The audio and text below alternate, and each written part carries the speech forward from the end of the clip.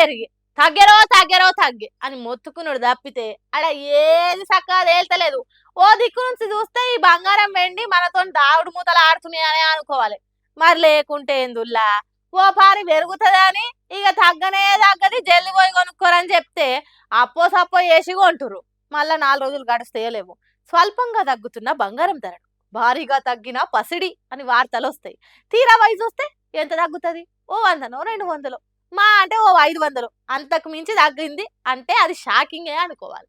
ఇక ఇప్పుడు కూడా గిదే ముచ్చట. అందరు ఆతృతగా జర తగ్గుతుందేమో బంగారం అని ఎదురు చూస్తుంటే ఎటు చక్కగా తేలకుండా పెరుగుతుంది తగ్గుతుంది. ఇప్పటికైతే 24 క్యారెట్ల 10 గ్రాముల బంగారం ధర రూ. 330 తగ్గి 1,25,510 నడుస్తున్నది. 22 క్యారెట్లదేమో 1,15,000 గట్ల నడుస్తున్నది.